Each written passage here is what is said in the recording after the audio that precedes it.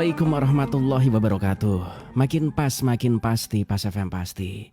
Bismillahirrahmanirrahim. Mitra Pas FM yang dirahmati Allah, pertama-tama segala puja dan puji hanyalah milik Allah Subhanahu wa ta'ala. Dan bersyukur karena dalam kesempatan pagi ini kita masih diberikan nikmat, hidayah, masih diberikan kesehatan sehingga kita bisa bersua kembali dalam kajian spesial, kajian kitab hadits targhib wa tarhib. Tak lupa juga sholawat ma'assalam kepada junjungan kita Nabi Allah Muhammad Sallallahu Alaihi Wasallam yang kita nantikan syafaatnya di hari kiamat nanti. Baik mitra Pas FM yang dirahmati Allah, senang rasanya pagi ini saya Arif Vanili bisa kembali hadir untuk Anda dalam kajian udara. Inilah kajian kitab hadits targhib wa tarhib yang insya Allah selalu bisa Anda simak secara live setiap hari Ahad dari pukul 5 hingga pukul 7, di mana seperti biasa akan kita bagi dua sesi. Sesi pertama adalah sesi materi langsung pembacaan dari kitab aslinya. Kemudian sesi kedua setelah break iklan nanti Anda bisa berdialog, bertanya jawab bersama narasumber melalui beberapa saluran. Untuk telepon Anda bisa menggunakan 0295 385 877. Khusus untuk WhatsApp Anda bisa kirim tulisan atau pesan Anda. Atau mungkin kalau Anda sibuk karena mendengarkan ini nyambi dengan kegiatan yang lain, mungkin sambil masak boleh, tinggal kirim suara Anda atau voice note Anda. Kirim ke 085 277 999 101. Kami juga live menggunakan audio visual, ada podcast yang bisa Anda tonton langsung Mitra Pas seperti layaknya Anda nonton TV. Anda bisa bergabung melalui fanpage kami Radio Pas FM Pati 2. Linknya bisa Anda share ke iwan Anda Mitra Pas ya. Silakan, mana yang membuat Anda nyaman untuk berinteraksi bersama kami. Dan pagi ini meneruskan bahasan Ahad lalu, masih membahas tentang satu bahasan, ini anjuran tawadu, sekaligus juga larangan bagi kesombongan bagian keempat atau pertemuan keempat. Dan pagi ini sudah rawuh di Studio 1 Radio Pas FM Pati narasumber kita untuk memberikan pencerahan. Beliau adalah Bahyai Mukhlisul Hadi Khairon, pengasuh pesantren dan majelis dzikir Robdotus Salam Tambaharjo Runting Pati. Assalamualaikum warahmatullahi wabarakatuh, Yai. Waalaikumsalam warahmatullahi wabarakatuh.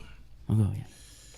Bismillah, alhamdulillah, wal khairu wa syarru bima syiatillah, la hawla wa la quwata illa billah, subhanaka la ilma lana illa ma 'allamtana, innaka antal alimul hakim.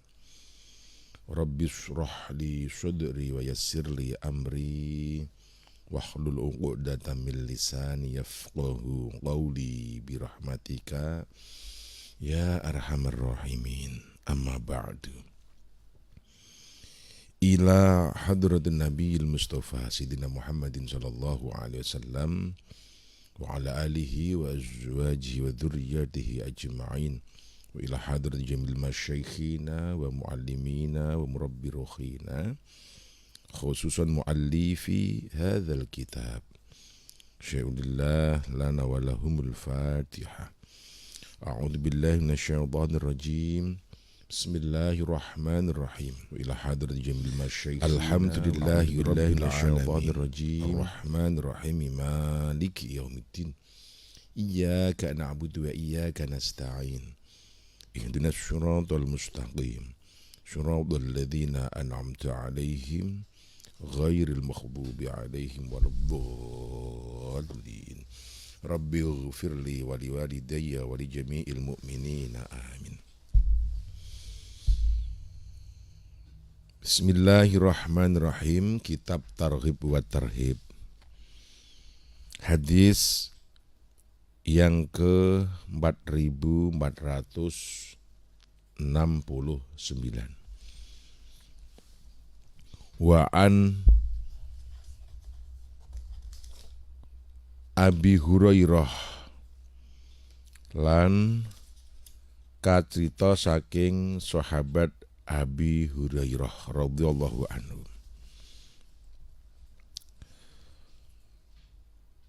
Kala ngendikan sahabat Abi Hurairah, kala wis dawuh sinten Rasulullah sallallahu alaihi wasallam, Kanjeng Rasul Muhammad sallallahu alaihi wasallam. Dawuhipun salasu la yukallimuhumullahu yaumal qiyamah. Salasun utawi ana telu la yukallimuhum ora bakal ngomongi hum ing telu sinten Allah Gusti Allah yaumal qiyamati ing dalem dina kiamat. Wala yuzakkihim lan ora bakal ngresiki sinten Allah hum ing telu. Wala yanzuru lan ora bakal mirsani sinten Allah ilaihim marang wong telu. Walahum lan iku tetep kedhe wong telu adzabun utawi siksa alimun kang perih. Rupane sapa saikhun siji wong tuwek zanin kang zina. Wa malikun kadzabun lan ratu sing goroh. Wa a'ilun mustakbirun lan wong miskin sing sombong. Rawahu Muslim wan Nasa'i. Pertama diterangkan dari Abi Hurairah.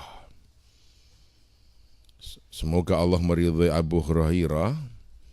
Berkata sahabat Abu Hurairah bahwasanya telah bersabda Rasul Muhammad sallallahu alaihi wasallam, ada 3 orang yang kelak di hari kiamat tidak diajak bicara oleh Allah, tidak disucikan oleh Allah, dan tidak dilihat oleh Allah.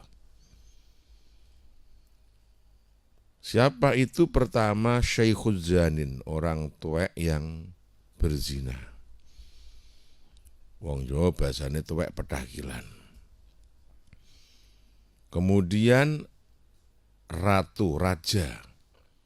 Raja ini ya penguasa, presiden, gubernur, bupati, camat, kepala desa yang penuh dengan kebohongan, yang nipu rakyatnya dengan janji-janji politiknya, nipu rakyatnya dengan janji manisnya. Kemudian orang fakir, orang miskin yang sombong. Wis miskin sombong. Ini orang-orang semacam ini kelak akan dibiarkan oleh Allah. Tidak diajak bicara, tidak disucikan, artinya kalau masuk ke neraka ya dibiarkan selamanya di neraka, tidak diambil untuk disucikan, tidak ditolong untuk dibersihkan. Kemudian tidak dilihat oleh Allah, tidak dipedulikan oleh Allah.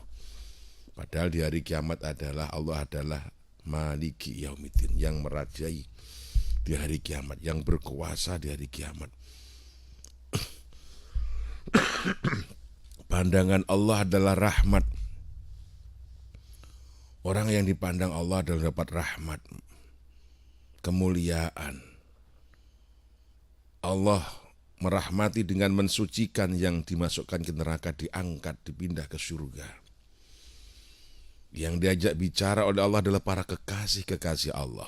Nah ini 3 orang ini tidak mendapatkan kemuliaan di hari akhirat. Nauzubillah min dzalik. Wa anhu lan taksih saking Abi Hurairah radhiyallahu anhu qala Rasulullah sallallahu alaihi wasallam, arba'atun utawi 4 yabghaduhum marah hum ing 4 sinten Allah Gusti Allah. Kalau hadis sebelumnya salah satun la yukallimullah, 3 yang tidak diajak bicara, dineng dicotak gampangane, dibiarkan, tak dipedulikan. Kemudian yang riwayat selanjutnya 4 yang dimarahin Allah. Allah marah terhadap orang 4 ini. Pertama siapa? Al-bayya'ul khallaf, pedagang yang khianat, pedagang yang nipu, jual beli yang tidak jujur. Ini hati-hati. Karena pedagang itu kalau jujur mendapatkan pangkat seperti nabi dan syuhada. Pedagang itu kalau jujur dia mendapatkan kemuliaan. Karena apa? Rezeki yang paling baik, pekerjaan yang paling baik adalah dagang. Rezeki yang paling bagus adalah dagang. Dagang ya bisnis ya. Nah, tapi ketika dalam transaksinya tidak ada kejujuran, khianat, barang yang jelek dikatakan bagus, barang yang cacat dikatakan sempurna. Kasarane are padune bakul yes, apa-apa wae apik itu. Nah ini al-bayyaul halaf. Berarti proses jual beli yang penuh dengan kecurangan. Pedagang yang curang, pedagang yang nipu. Nah ini Allah marah kepada orang-orang ini. Kemudian wal faqirul mukhtal. Orang fakir yang sombong. Melarat, mendele itu. Non sewu itu. Itu Allah marah, gak sembodo blas itu. Seri blas. Orang kaya sombong ayo pantas itu aja nggak boleh. Ini melarat kita. Nah ini Allah marah kepada orang tersebut karena tidak pantas. Wasyaikhuz zani dan wong tuwek sing zina. Wal imamul jair dan imam penguasa raja yang diktator. Yang diktator. Nah, ini rawahu an-Nasa'i wa Ibnu Hibban fi shahihi dalam sahihnya. Ini 4 orang dalam redaksinya yang dibenci Allah, kemudian dimarahin Allah. Kalau sebelumnya 3 orang yang tidak diajak bicara, tidak dilihat dan tidak disucikan. Ya sama, ekspresi dari kemarahannya begitu. Jadi isi kontennya hampir sama, redaksinya yang berbeda ya. Rawinya juga beda. Kalau pertama adalah dari Muslim dan Nasa'i, ini Nasa'i dan Ibnu Hibban. Kesemuanya sahih. Wa anhu lan taksir saking Abi Hurairah radhiyallahu anhu kala ngendikan Abi Hurairah kala wis dawuh sinten Rasulullah Muhammad sallallahu alaihi wasallam dawuhipun uriba den laporake ale ing atase ingsun apa awwalu salasin kawitaning 3 yadkhulu kang bakal mlebu sapa 3 al nar ing neraka. Amirun musallitun, rupane siji amir, penguasa, ketua, kepala negara, musallitun kang diktator. Ai jabarun lam yarham ra'iyatuhu fala yarhamullah. Pemimpin, raja, presiden, gubernur, bupati, NDE, RT. Karena pemerintah itu penguasa namanya. Penguasa negara itu pemerintah. Yang tertinggi dari yang terbawah, presiden sampai RT itu penguasa. Itu penguasa, kepanjangan tangan dari pemerintah. Itu amir. Musallit, jabbarun lam yarham. Gumedhe sing boten duwe sifat welas, diktator bosone saniki gini. Haknya rakyat tidak diberikan.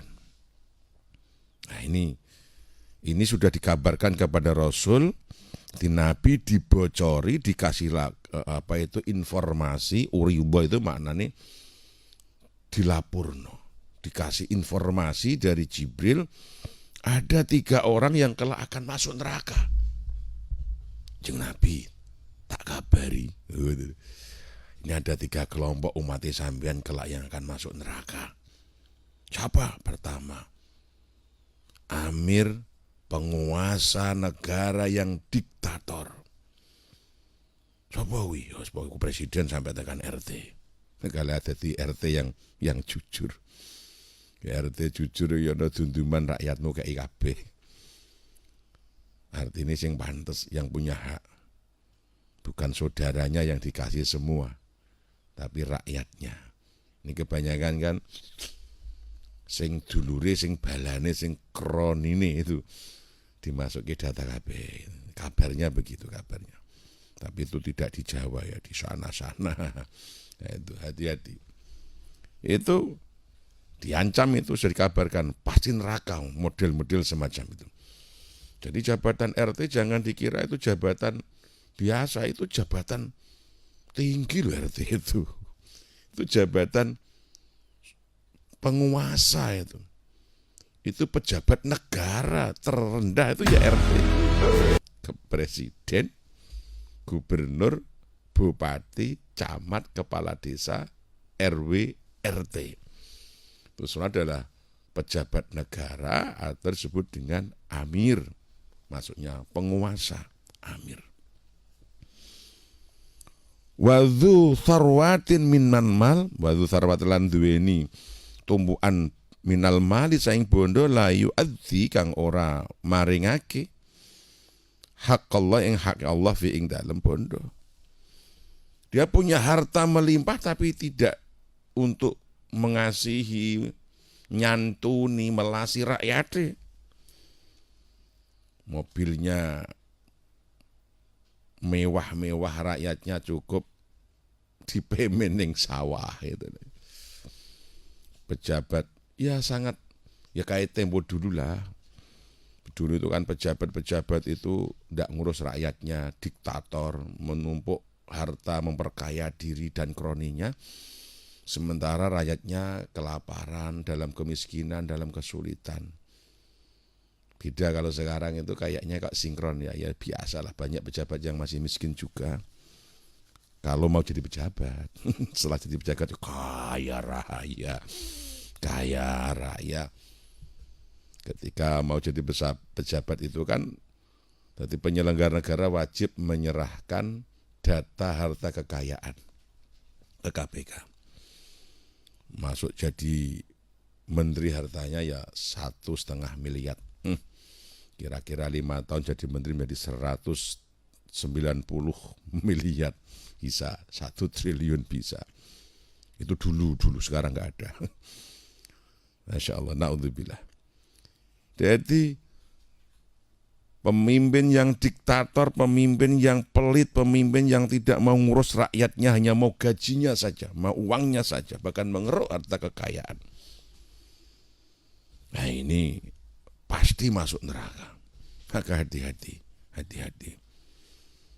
Kemudian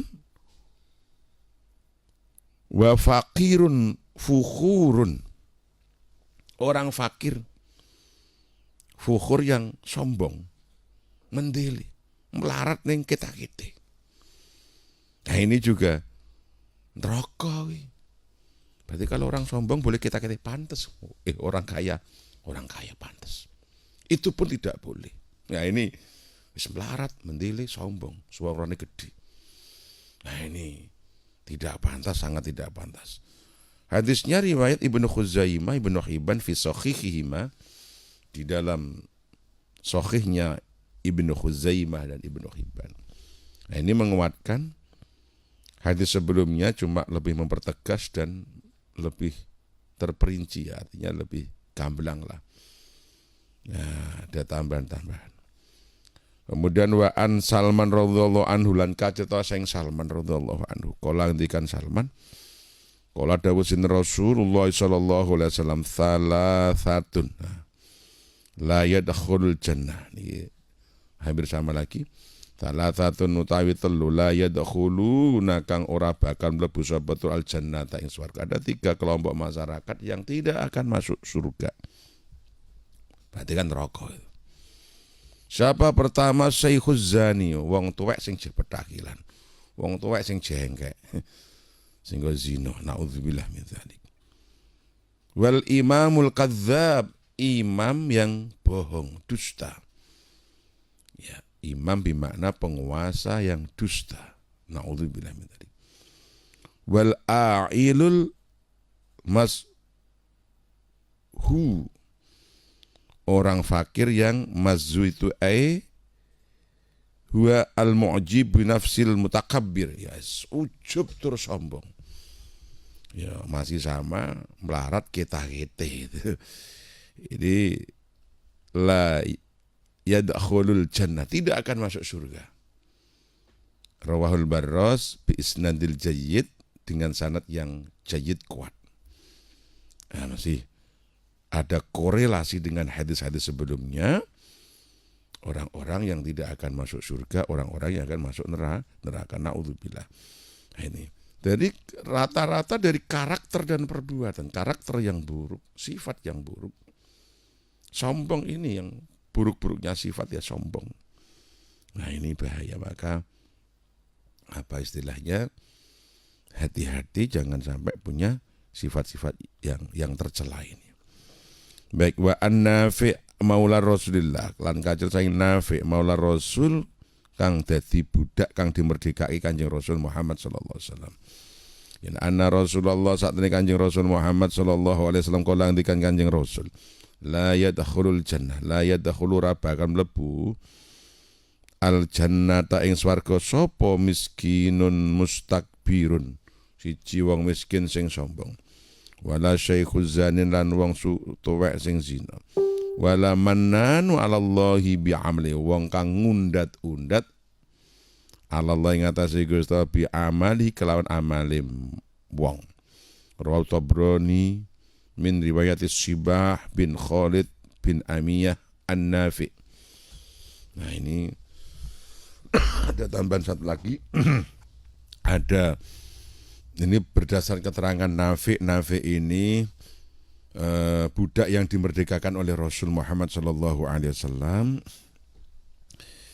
Bahwasanya ada beberapa orang yang tidak akan masuk surga. Pertama, fakir mustakbir, melarat sing sombong, wong miskin sing mendele. Nah, ini tidak akan masuk surga. Orang itu sebaiknya sadar diri, sadar posisi, sadar rai. Itu yang paling bagus. Tahu diri lah. Mohon maaf ini ya. Jadi sadar diri, sadar posisi, sadar rai. Jangan sampai melarat kita-kita, miskin mendili, suaranya gede. Wah, itu tak layak, tak patut. Orang kaya aja nggak patut. Kemudian orang tua yang masih nakal, hati-hati. Kemudian walal mannan 'alallah. Mannan itu artinya apa? Ngundat-undat, mengolok-olok terhadap amaliyah yang telah dia lakukan. Amaliyah, apalagi amaliyah amal kebaikan 'alallah yang sudah disandarkan pada Allah Subhanahu wa taala. Gak langgar iki ben rano aku kira bakal dadi nggih musuh. Kowe kabeh kudu mbut gawe apa. Kabeh iki kerja kerasku, iki mbiyen perjuanganku. Kowe kari enak kari numpangi kari nganggoni gitu pamane gitu ya. Nah, ini ndak boleh. Bahkan ngundat-undat ngolok-olok amal kebaikan adalah hal yang bisa membatalkan amal. Wala tubtilu shadaqatikum bil manni wal adza. Janganlah kalian membatalkan amal kebaikanmu dengan mengundat-undat dan menyakiti. Kalau sudah menolong ya sudah, enggak usah. Mau dihargai enggak dihargai ya sudah. Mau dihargai enggak dihargai ya sudah. Nanti biar Allah yang menghargai ketika manusia tidak menghargai. Gak usah diundat-undat, diolok-olok lagi. Juga jangan kau sakiti orang-orang yang telah kau tolong. Tapi dia begini begitu, biarkan Allah yang membalas. Nah, itu sikapnya begitu harusnya. Tapi berat yo, sulit. Nah, maka kita berusaha menjadi yang baik dan bersikap yang lebih pas dan proporsional. Nah, itu. An Abi Salmah bin Abdurrahman bin Auf, ini saya perbanyak pembacaan hadis, kayaknya materinya paling banyak ini. Masih banyak tentang hal-hal ini. Dan ini akan saya baca semua karena ini penting berhubungan dengan muamalah kita, berhubungan dengan muasyarah kita, berhubungan dengan ya keseharian. Dan ini adalah penentu kita karena tentang hati, sifat, karakter. Maka mungkin nanti akan sampai ke 6 sesi atau 7 sesi ya. Atau 7 pertemuan lah, karena tentang hati ya. Sombong ini penyakit hati. Penyakit hati yang wajib diperangi. Karena sehebat apapun amaliyah ibadah kita, kalau hatinya ini sombong, tentu Allah tidak akan menerima itu ya. Maka perlu kita banyak ketahui tentang larangan-larangan ini. Wa an Abi Salmah bin Abdurrahman bin Auf. Sekarang terangkan dari Abi Salmah bin Abdurrahman bin Auf. Qala Attaqa Abdullah bin Umar wa Abdullah bin Amr bin As radhiyallahu anhum alal marwah fatahaddatha thumma madha Abdullah bin Umar wa baqi Abdullah bin Umar yabki. Ya, ini saya mudahkan. Ittaqa ketemu sapa Abdullah bin Umar wa Abdullah bin Amr bin As. Ini telah berjumpa, berkumpul. Pertama Abdullah bin Umar, Abdullah bin Amr bin As. Jadi ada Amr, ada Umar ya. Jadi telah berjumpa, ketemuan, jagungan, maknanya mungkin gitu ya. Abdullah bin Umar, Abdullah bin Amr bin As radhiyallahu anhum. Kemudian kesemuanya alal marwah, kemudian berjumpa dengan Shohat Marwah juga. Fatahaddatsa, maka mereka jagungan, ngomong-ngomong. Tsumma madha Abdullah bin Amr, kemudian Abdullah bin Amr ini berlalu, kondur syekh lah. Wa baqi Abdullah bin Umar, yang masih tinggal Abdullah bin Umar. Ya baqi halin nangis. Abdullah bin Umar ketika mereka telah berjumpa tadi kok nangis. Ketika Abdullah bin Amr berlalu, kok Abdullah bin Umar kok menangis. Faqala lahu rajul, maka bertanyalah seorang laki-laki kepada Abdullah bin Umar, kenapa menangis? Ma yubkika ya Aba Abdurrahman, ma iku apa ya begika kang nangis ake sira ya Aba Abdurrahman, apa yang menjadikan engkau nangis wahai Aba Abdurrahman? Ini panggilan Abdullah bin Amr bin Umar. Berarti Abdullah bin Umar ini punya anak namanya Abdurrahman. Apa yang menyebabkan kau menangis ya wahai Abdullah bin Umar ya wahai Abu Abdurrahman? Qalan jawab Abdullah bin Umar, hadza ya iki yakni ingsun Abdullah bin Amr. Ya iki maulu Abdullah bin Amr. Za'ama annahu sami'a Rasulullah sallallahu alaihi wasallam yaqul man kana fi qalbihi mithqala habbatin min khurdalin min kibrin kabbahullahu li wajhihi finnar. Bahwasanya Abdullah bin Amr itu sudah bercerita apa yang dia terima dari Rasul Muhammad SAW, bahwa beliau Kanjeng Rasul itu dulu pernah bersabda, barang siapa yang di dalam hatinya ada seberat min khurdalin, itu syai'in la yu'bi lebih sogir, perkara yang kecil banget, cilik sampai nggak bisa dilihat. Barang siapa yang di dalam hatinya ada sesuatu yang kecil di dalam hatinya dari sifat sombong, maka akan dilempar dia ke dalam neraka. Sahabat dulu itu kalau mendengar hal-hal semacam itu langsung nangis, sedih. Sahabat Abdullah bin Umar, putrane Umar bin Khattab radhiyallahu an, yang punya anak namanya Abdurrahman. Jadi Umar bin Khattab punya anak namanya Abdullah, punya anak namanya Abdurrahman. Berarti cucunya Umar. Ini orang-orang baik, ini sahabat dan tabi'in. Abdullah bin Umar berjumpa Abdullah bin Amr, kemudian ceritani Kanjeng Nabi dulu pernah ngendikan, barang siapa yang di dalam hatinya ada satu dzarrah min khurdalin min habbah, satu biji sawi, saya maknanya yang kecil dari kesombongan, maka dia akan dilempar ke neraka. Nauzubillah min dzalik. Sementara kita berapa banyak kesombongan yang ada di dalam hati. Sombong itu apa? Ya banyak, kemarin kita terangkan, baik sombong secara karakter atau sombong secara perbuatan. Sombong secara mental dan sombong secara perbuatan. Mentalnya sombong yaitu menganggap orang lain, menganggap dirinya lebih baik, menganggap dirinya lebih, itu adalah sombong, lebih ganteng, lebih pinter, lebih hebat, pendidikannya lebih dhuwur. Nah ini kesombongan walau kecil tidak akan masuk surga. Ya seperti yang sudah dalam pertemuan-pertemuan yang lampau telah kita sampaikan. Orang sombong dalam ilmunya, orang sombong dalam amaliyahnya, dalam ibadahnya, dalam apa saja strata sosialnya. Hati-hati. Akan dilempar ke dalam neraka. Akan dilempar ke dalam neraka. Na'udzubillah min dzalik. Kula ini ndi kuwi. Nah gitu. Dunyane piro kuwi? Nah itu hati-hati.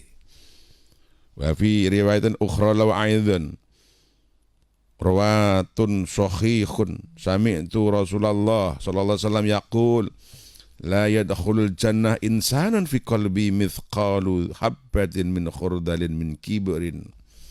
Tidak akan masuk surga seluruh manusia yang di dalam hatinya ada mithqalu habbatin, seberat biji min khurdalin min kabir, dari hal yang terkecil dari yang besar. Sifat sombong tidak akan masuk surga. Nah, di dalam hati manusia siapa saja yang di dalam hatinya ada seberat biji yang terkecil. Nah, biji terkecil kalau orang Jawa ya biji sawi, biji bayem. Dari sifat sombong, masya Allah, naudzubillah min dzalik. Nah ini diperkuat lagi dari hadisnya Uqbah bin Amir radhiyallahu anhu, annahu sami'a Rasulullah sallallahu alaihi wasallam yaqul ma min rajulin yamutu hina yamut wa fi qalbi mithqalu habbatin min khardal min al-kibrin tahillu lahul jannah ayyariha rihaha wa la yaraha. Al-hadits rawahu Ahmad. Ini diperkuat lagi. Jadi mami rajulun ora ana saing wong lanang yamut kang mati sapa rajul hina yamut ing dalem mangsane mati.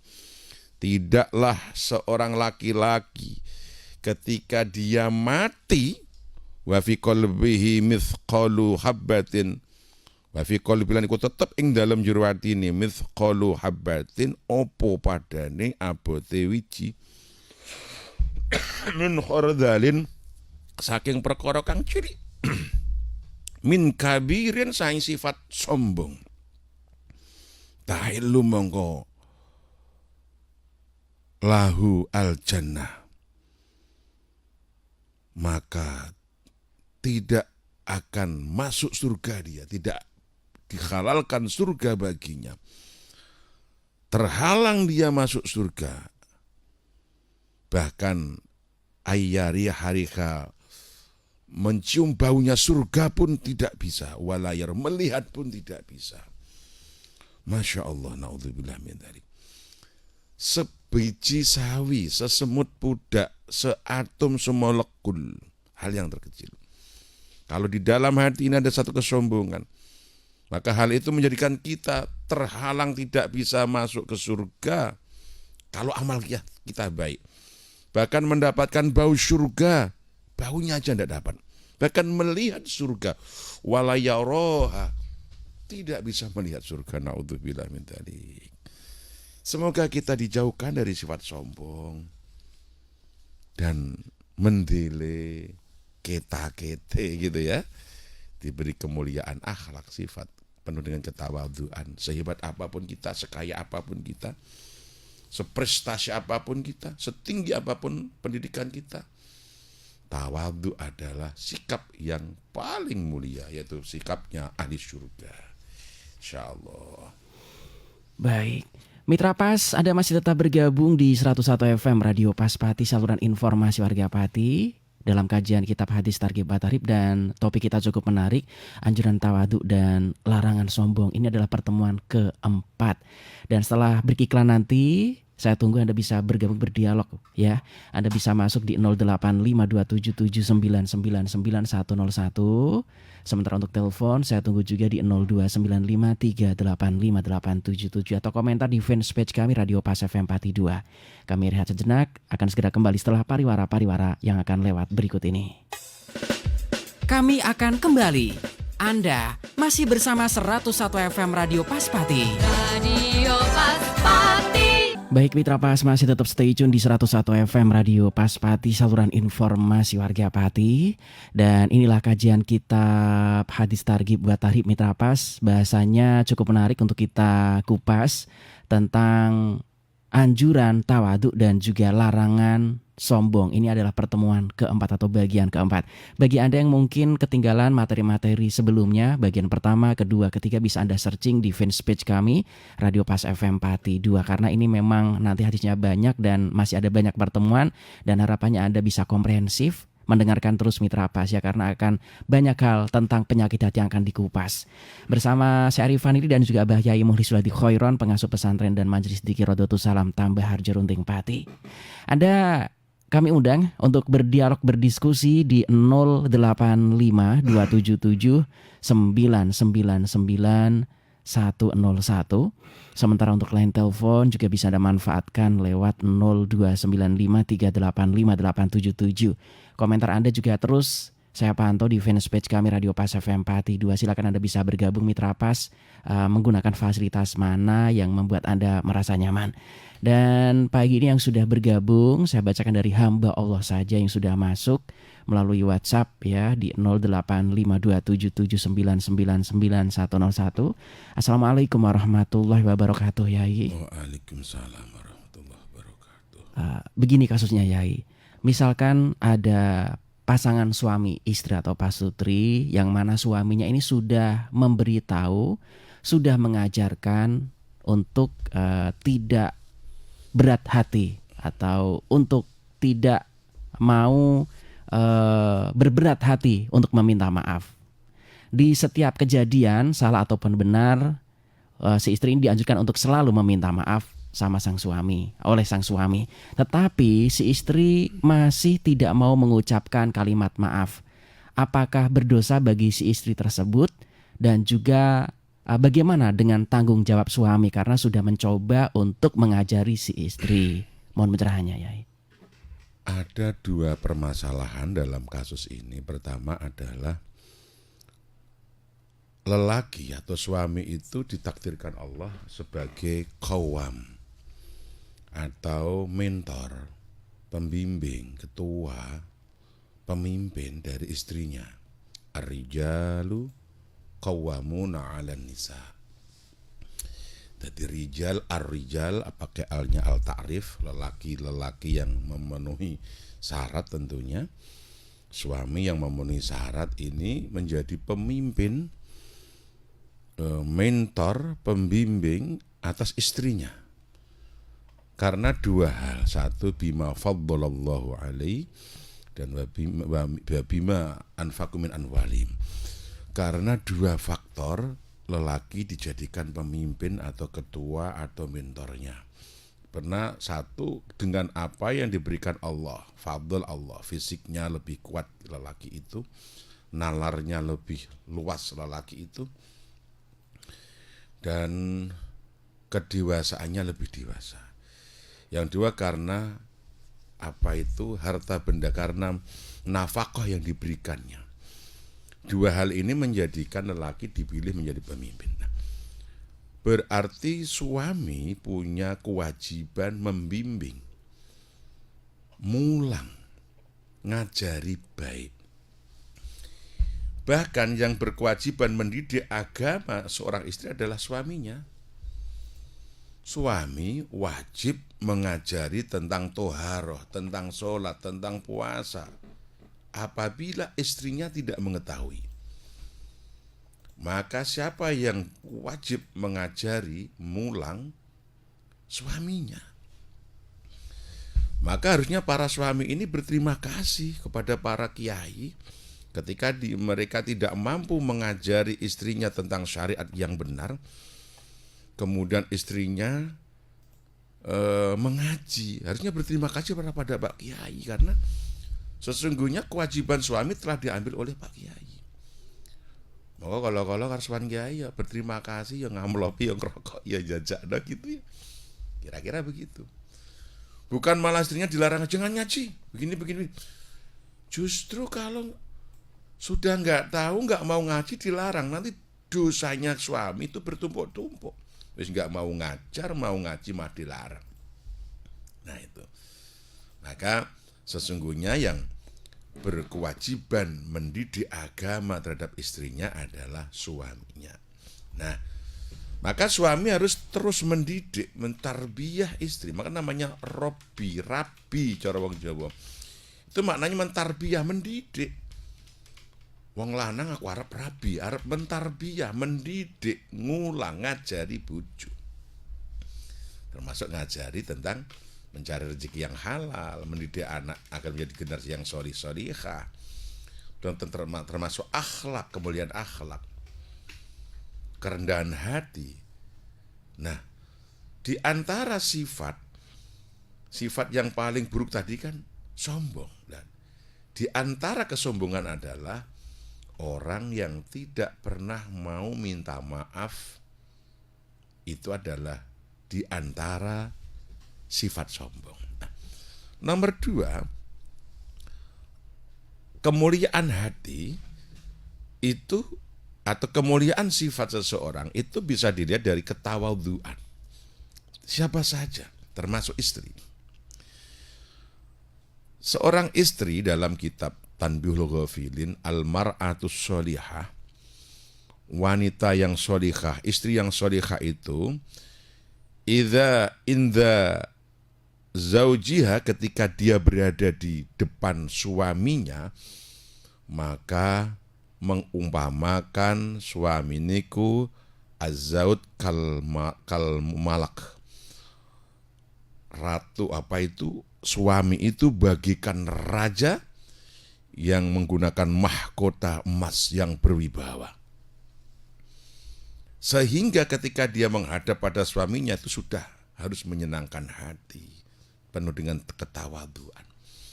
Namun sebaliknya, al-mar'atus su, wanita yang buruk akhlaknya,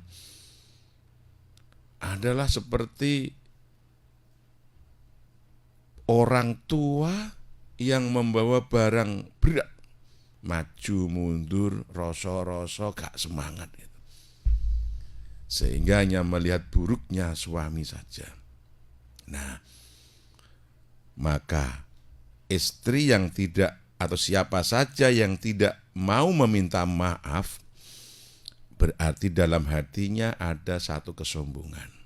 Nah, kesombongan ini tidak akan membawa dia ke dalam surga.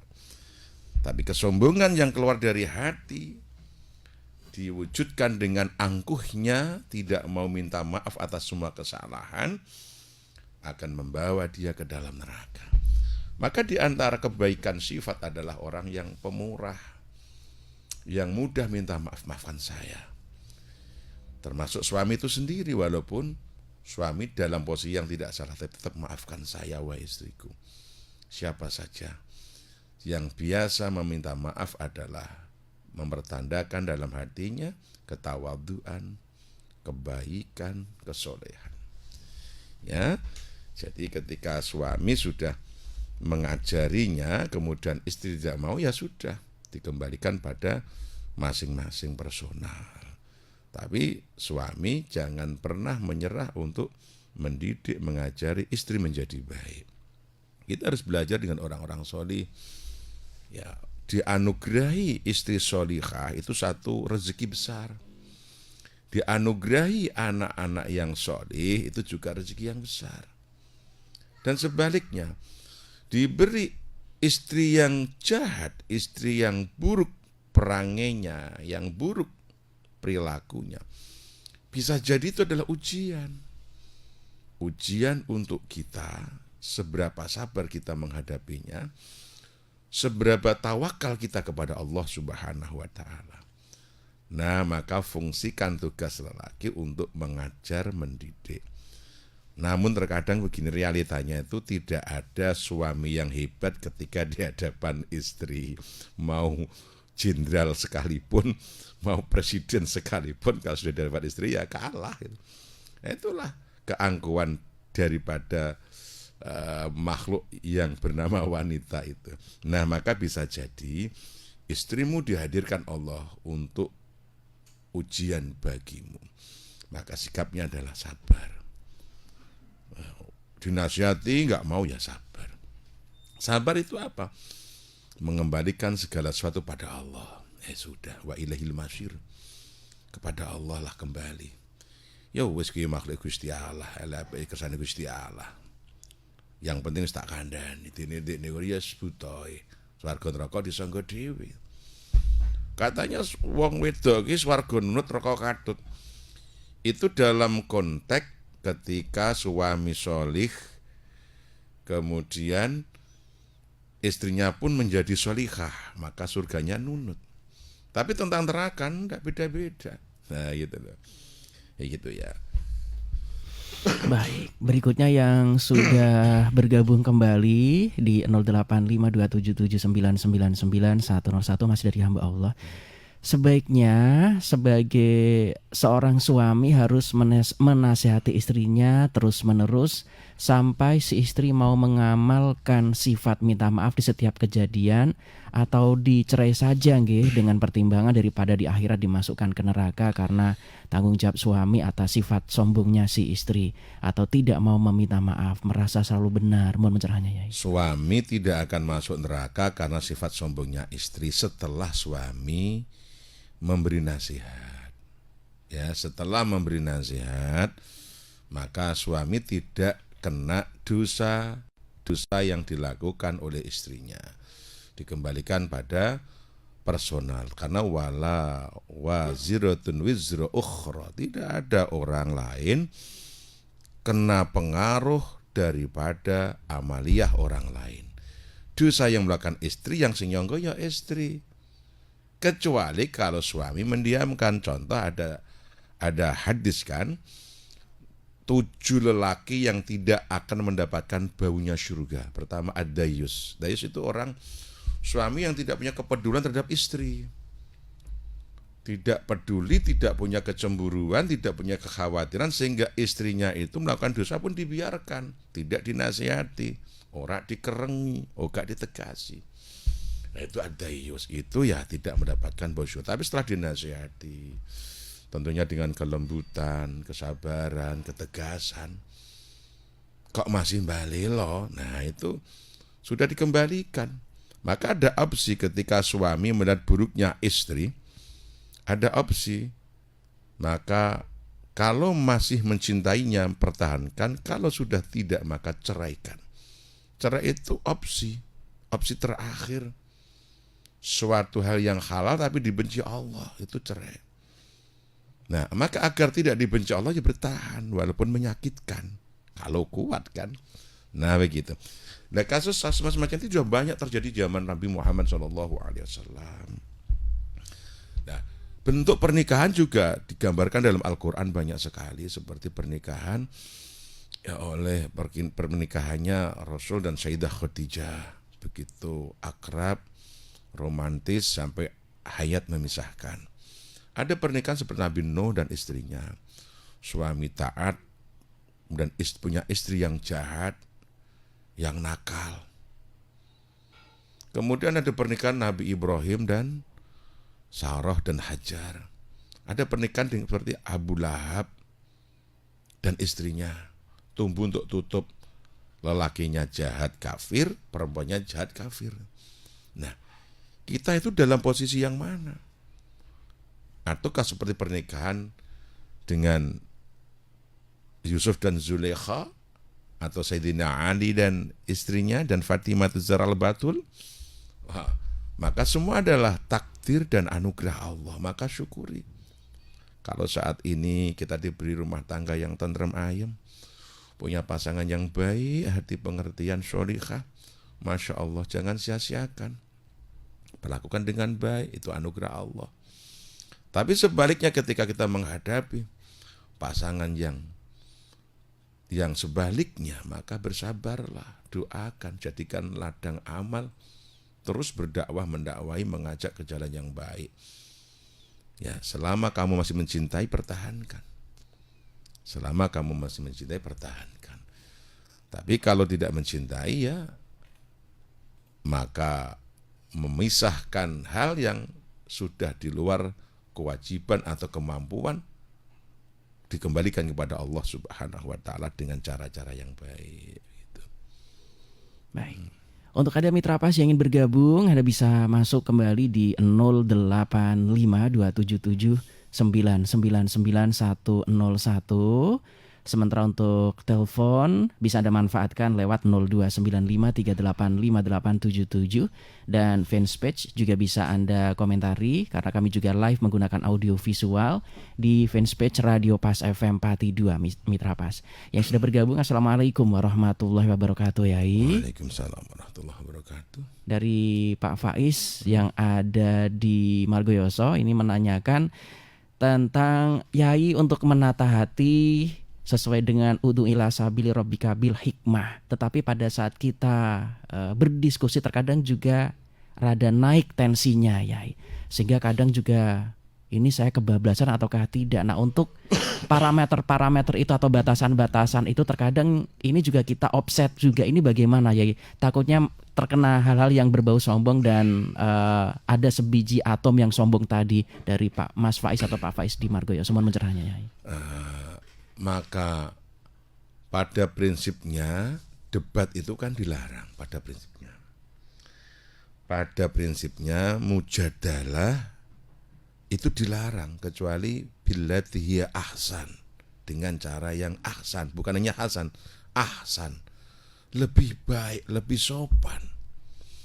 Kalau debat dengan kesopanan boleh, dengan etika, dengan aturan silahkan. Tapi kalau tidak ada etika, tidak ada rambu-rambu, jangan berdebat, pasti bertengkar. Yang ada adalah kesombongan dan kesombongan. Tidak usah jauh-jauh lah ketika ada batsul masail, ada pembahasan suatu permasalahan, masalah furu'iyah. Lihatlah, yang ada bukan kealiman yang disampaikan untuk kemaslahatan, tapi yang muncul adalah sebagian daripada min khordalin minal kibri, kesombongan yang bertengger di dalam hati masing-masing musawirin. Na'udzubillah min dzalik. Nah, maka kembali pada hukum asal sesungguhnya dilarang, karena dampaknya pasti akan menimbulkan kesombongan, kecongkakan, merasa lebih, makhotnya tidak terkalahkan, referensinya tidak boleh terkalahkan, argumentasinya harus dimenangkan. Banyak iblis yang bertengger dalam hati setiap manusia, apalagi yang sedang bertengkar, yang sedang berdebat, yang sedang bermujadalah, bahkan terkadang bermusyawarah pun di dalam iblis bertengger, dalam hati bertengger iblis-iblis yang menguasai hatinya, sehingga kesombongan, kecongkakan, merasa paling dan tidak mau terkalahkan, dan yang lebih penting lagi tidak mau menerima argumentasi orang lain. Dan ini banyak terjadi. Nah, maka ada beberapa hal ketika kita mau musyawarah, ketika kita mau debat yang baik, itu ada kesunahan. Pertama, berwudu. Ya, kemudian nomor 2, berta'awudz billah, berta'awun kepada Allah, berwudu kemudian minta perlindungan pada Allah. Ya, kemudian ketika selesai kemudian baca doa kafaratul majlis, subhanakallah bihamdika asyhadu an la ilaha illa anta astaghfiruka wa atubu ilaik, minta ampun pada Allah. Ya. Coba kalau hal ini dipraktekkan pada debat-debat calon Pak calon gubernur, calon bupati, presiden. Sebelum debat diajak berwudu bareng, kemudian ta'awud bareng, diajak istighfar bareng. kalau pro sholawat dan sebagainya, insya Allah dalam perdebatan ada satu kemaslahatan dan minta bimbingan pada Allah.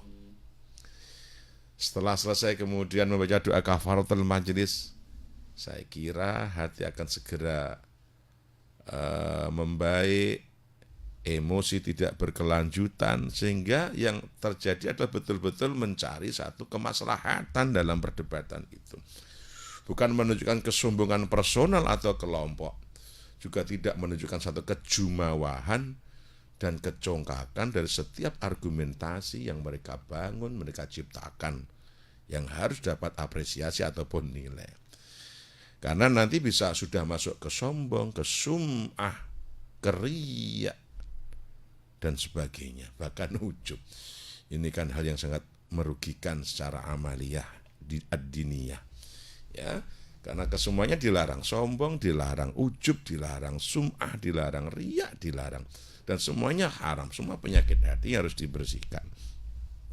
Karena tidak ada kebaikan dalam riya, tidak ada ketulusan dalam riya, tidak ada kebaikan dalam sum'ah dan ujub. Semua adalah penyakit yang dilarang oleh Allah Subhanahu wa taala. Nah, dalam perdebatan sangat berpotensi penyakit itu keluar semua. Maka sudah diminimalisir sebelumnya, perdebatan sesungguhnya dilarang kecuali billati hiya ahsan, bukan hanya billati hiya hasan tapi ahsan. Ada af'alu tafdhil, ada makna lebih baik, lebih mulia, lebih halus dan sebagainya. Begitu. Baik, untuk ada mitra pas yang ingin bergabung kembali masih ada beberapa menit, Anda bisa masuk ya di 085277999101, kemudian line telepon juga bisa Anda manfaatkan lewat 0295385877. Yang kembali bergabung, Assalamualaikum warahmatullahi wabarakatuh ya. Waalaikumsalam warahmatullahi wabarakatuh. Ada penelpon yang masuk, coba saya masukkan dulu. Halo, Assalamualaikum Pak FM Pati. Waalaikumsalam warahmatullahi. Dengan siapa di mana Bapak? Dengan hamba Allah di kayu, Mas. Monggo silahkan. Bagi kami, bukan kami ya, saya pokoknya saya mewakili kami yang masih bodoh. Kalau mendengar redaksi Layatul Jannah itu Pak, rasanya badan langsung lemes Pak. Karena kami masih jauh dari apa yang atas terangkan tadi. Padahal tetangga kami di sebelah rumah itu begitu mati katanya langsung ke surga karena dosa-dosanya sudah ada yang nebus Abah. Ini menurut Abah bagaimana? Terima kasih Abah. Assalamualaikum. Waalaikumsalam. Ada sih 4 orang yang dalam dominun Allah, dalam tanggungan Allah itu, yang dosanya ditebus Allah, ditanggung Allah, langsung surga. Pertama adalah orang yang mati fisabilillah. Orang yang mati fisabilillah. Fisabilillah itu maknanya luas. Orang yang mati dalam urusan keagamaan untuk berjuang. Seorang kiai, ustadz, guru ngaji, mau ngajar, meninggal dunia. Itu dominun ala Allah memang. Seseorang yang hidupnya diabdikan untuk agama, merebut masjid, entah itu muadzin atau apalah yang berurusan dengan perjuangan agama Islam yang ikhlas lillah, maka itu dominun Allah, artinya memang dijamin, ditanggung Allah, pasti husnul khotimah dan surga. Nah, maka ini peluang baik bagi kita. Ayo ikut memberi kontribusi positif terhadap agama. Bahasa kerennya begitu. Ikut jihad. Bukan perang aja loh ya. Ikut nopo nggih, cawe-cawe dalam urusan agama, dalam hal apa? Sesuai dengan domain kita. Walau hanya sebagai merbot, katakan tukang bersih-bersih langgar, musola, pesapon TPQ, madrasah, pesantren, mau apa? Atau tukang masak, tukang gelar-gelar, harus ngambil apa ini? Bagian ya. Ambillah bagian-bagian surga yang berserakan di muka bumi ini. Apa? Dengan terlibat dalam urusan agama. Jangan jadi penikmat, tapi jadi pelakon. Jadilah pelaku, jadilah tokoh. Tidak harus tokoh sentral, walaupun tokoh terkecil merebut masjid. Kan pernah zaman Nabi itu ada wanita tua. Itu kerjaannya itu memang ngabdi di Masjid Nabawi, ngabdi di masjidnya Rasul Muhammad SAW. Bagian nyapu, resik-resik. Suatu ketika Nabi ke masjid, kok wanita itu nggak ada. Nah, Nabi tanya, di mana wanita yang biasa bersih-bersih, wanita tua yang biasa bersih-bersih itu? Waduh, meninggal ya Rasul. Loh, Nabi itu marah. Kenapa aku tidak kau kasih kabar? Engkau kira apa istilahnya? Dumeh kuwi wong cilik, kira-kira gitu. Dumeh kuwi wong biasa tukang nyapu masjid sehingga aku tidak kau kabari. Hari ini kau maka tunjukkan padaku kuburnya. Nabi minta diantar ke kuburan wanita itu, kemudian Nabi sholat ala qabriha, kemudian Nabi sholat di atas kuburannya dan mendoakan khusus. Ini kalau tidak, Nabi itu punya tabiat, kalau tidak orang yang istimewa, Nabi tidak mensolatkan, tidak mendoakan. Kalau Nabi sudah action langsung, terjun langsung, berarti ada suatu kemuliaan. Cara gampang ki waline Allah, kinasi Allah. Ya maka berbahagialah saudara-saudaraku semua sing dadi merebut masjid, mushola, sing do mulang ngaji, ngabdi ning mushola, TPQ, madrasah diniyah di pesantren. Ya Allah, tuluskan hatimu, pertahankan dalam ketulusan. Ini yang penting, tuluskan hatimu, pertahankan dalam ketulusan. Sesungguhnya panjenengan sudah mengambil surga yang berserakan di muka bumi ini. Sesungguhnya kita telah mengambil gelar kewalian di muka bumi ini dari jalur yang terkecil yang mungkin orang lain tidak mau mengambil.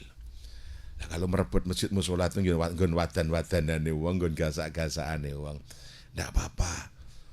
Pertahankan, jangan emosional. Ya, ikhlaskan hati dan terus ikhlas. Jadi bertahan dalam ikhlas itu yang sulit. Ya. Wes biyen ikhlas, lama-lama enggak ikhlas. Nah, ini maka itu hati-hati itu. Nah, itu pangkat kemuliaan. Jadi hal yang terkecil domin Allah. Dia dapat tanggungan dari Allah, matinya husnul khotimah, surga pasti. Nomor 2, orang yang pergi haji dengan harta yang halal kemudian meninggal dunia. Meninggal dunia dalam proses haji, ya mau berangkatnya atau kepulangannya sebelum sampai rumah kok meninggal, itu dominun ala Allah. Orang yang dalam tanggungan Allah, Masya Allah. Ya. Kemudian yang domin ala Allah itu orang yang jihad perang. Kalau perang otomatis ya perang, jihad perang. Itu dominun ala Allah otomatis. Kemudian yang terakhir ya adalah yang berhubungan dengan orang tua, rumat wong tua. Di hidupnya diabdikan untuk kedua orang tuanya. Ya, berbakti, merawat, dan seterusnya. Ini juga dominun ala Allah. Maka mana yang bisa yang kita ambil, maka ada jaminan dari Allah Subhanahu wa Ta'ala. Ya. Maka hubungkan segala sesuatu dengan perjuangan agama. Dalam hadis lain termasuk ma yata'allaku bil ilmi, segala sesuatu yang berhubungan dengan ilmu. Alim wal muta'alim, orang kiai dan santri. Artinya dalam proses menjadi pengajar yang tulus, menjadi santri yang ikhlas, itu selama dia itu eksis, istiqomah, juga termasuk dominun ala Allah, orang-orang yang dalam tanggungan Allah. Maka orang-orang tua, mohon maaf, yang sudah sepuh-sepuh itu sebaiknya umurnya, waktunya itu dikaitkan dengan majelis ta'lim. Sibukkanlah wahai bapakku, wahai ibuku, wahai kakekku, wahai nenekku, simbah kakung, simbah putri, di penghujung usia, di sisa-sisa umur, maka kaitkan umur kita, waktu kita untuk senantiasa hadir ke majelis ta'lim, tempat pengajian, tempat istiqomahan. Maka saya pastikan, dan pernah dipastikan oleh Rasulullah, ketika umur 40 tahun kok belum mendapatkan tempat untuk mengasah jiwa ngaji, pasti bagiannya adalah neraka. Naudzubillah. Ketika umur 50 tahun, 60 tahun kok belum berhenti, belum menemukan satu tempat keistiqomahan dalam taklim muta'alim, dipastikan dia adalah penduduk neraka. Naudzubillah min dzalik. Nah, mafhum mukhalafahnya berarti ketika seseorang sudah umur 50, 60, kok dia sudah istiqomah di majelis ta'lim, mengkaitkan hatinya, dino rebung kok aku ngaji nang runting gini abadi, malam minggu kok aku ya tak mangkat mujadan ning gone abadi, sudah sibuk dengan itu. Nanti Jumat nanti di masjid sebelah rumah ada, aku tak hadir juga. Maka dalam proses mengkaitkan hati, ikut beristiqomah dalam hal keilmuan semacam itu, ketika kita meninggal entah pagi, entah sore, entah malam, entah siang, entah apapun, maka kita domin ala Allah, orang yang ditanggung oleh Allah Subhanahu wa taala, istiqomah dalam ilmu, pasti husnul khotimah dan surga. Nah, ini maka bagian yang mana mungkin tetangga jenengan, ini mungkin Pak Kiai atau Pak Ustadz atau merebut masjid, kalau istiqomah ya termasuk domin ala Allah, ya, gitu. Orang yang dalam tanggungan Allah gitu. Baik, untuk Anda Mitra Pas yang tadi sudah bergabung di 085277999101 dari Pak Riono di Juwana. Assalamualaikum warahmatullahi wabarakatuh ya. Waalaikumsalam warahmatullahi wabarakatuh. Baik, sekarang ini kan orang sukanya media sosial. Ada sebuah katanya sih syukur ya, ada kenikmatan sedikit di-upload. Ternyata ini juga berbuntut panjang. Ipar ngomentari, disampaikan kepada mertua. Pulang-pulang kita yang tadinya bahagia malah perang Brontoyudo sampai di rumah.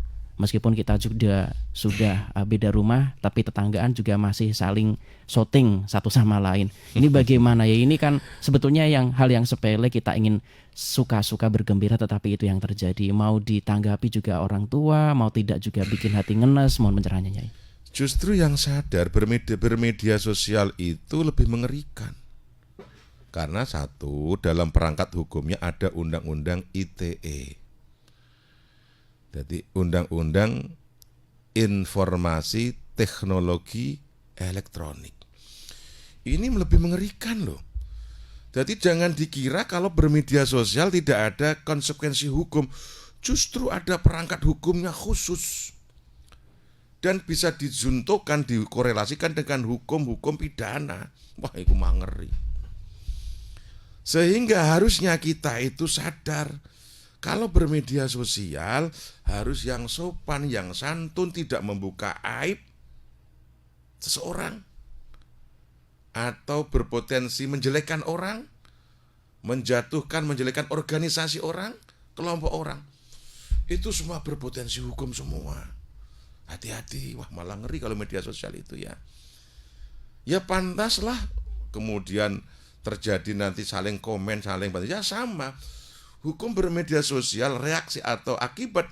Karena hukum itu kan ada dalam istilah usul fikih itu al-umuru bimaqasidiyah, segala sesuatu tergantung pada tujuannya. Jadi impact dari suatu permasalahan itu apa?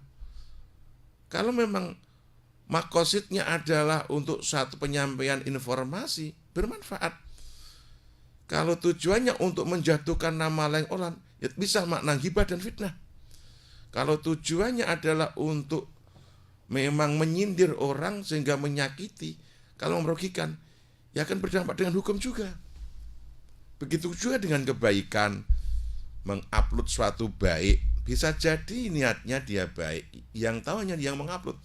Niatnya tahadzutsil nikmah, bukan untuk pamer atau riya. Kita nggak bisa menjustifikasi amalia orang.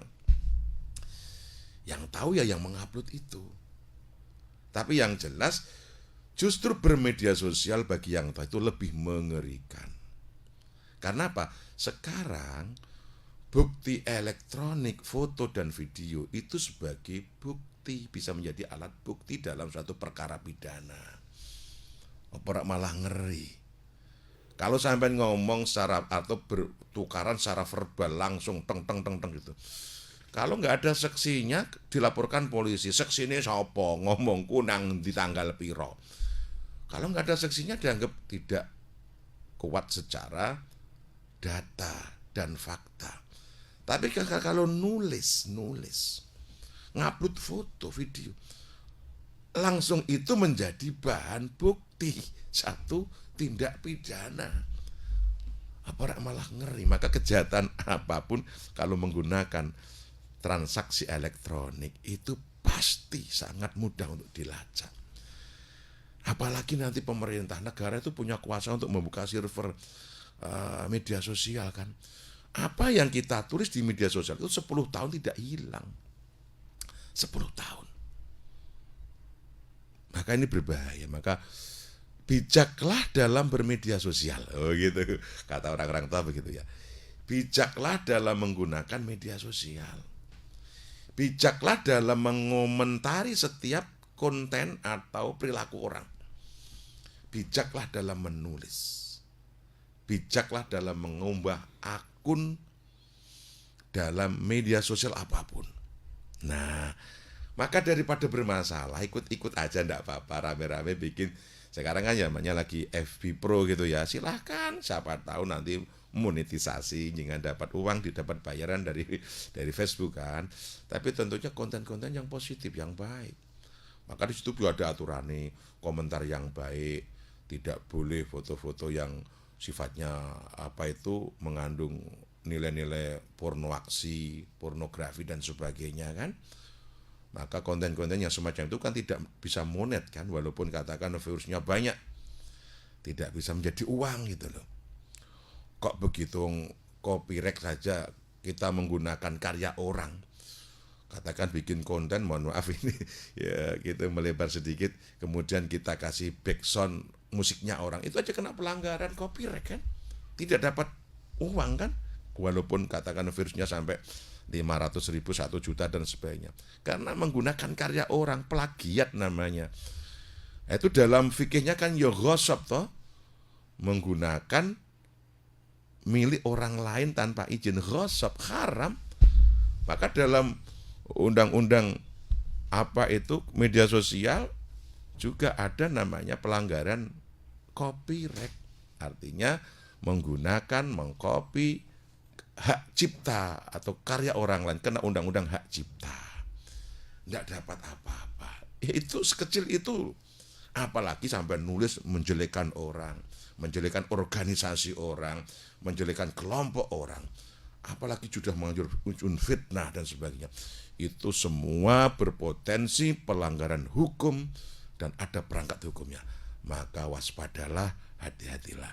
Nomor 2, hukum itu kan tergantung pada ilat, alasan. Al-hukmu bi'ilati. Hukum tergantung pada alasannya gitu loh. Nah, maka mari kita bermedia sosial yang cerdas, yang santun dan waspada. Ya. Karena jarimu adalah harimaumu. Jarimu adalah penjaramu. Bisa juga jarimu adalah surgamu. Tergantung kita yang menggunakan, ya. Ngeten. Baik, ya kita sudah di penghujung acara. Sebelum kita closing, mohon doanya.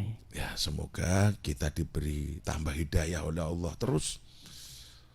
Diberi kejernihan hati, kemuliaan akhlak, kemuliaan sifat, dijauhkan dari seluruh penyakit-penyakit hati yang menghancurkan amaliah kita, yang berpotensi merugikan kita secara dunia dan akhirat kita. Maka hanya hidayah Allah yang mampu membawa kita pada pencerahan, pengamalan, dan keistiqomahan. Orang yang bertambah amaliyahnya, bertambah kekayaannya, bertambah ilmunya, bertambah wawasannya, tapi tidak bertambah hidayah dari Allah, maka tidak akan bertambah apa, melainkan semakin bertambah jauh dari Allah Subhanahu wa taala. Na'udzubillah min dzalik. Akhirnya billahi taufik wal hidayah. Al-afu minkum.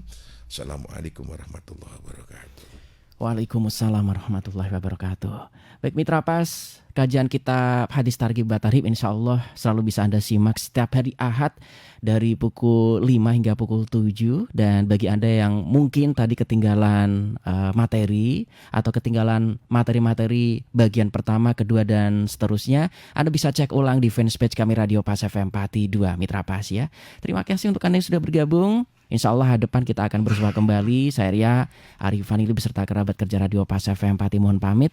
Informasi Pas FM pasti. Wassalamualaikum warahmatullahi wabarakatuh.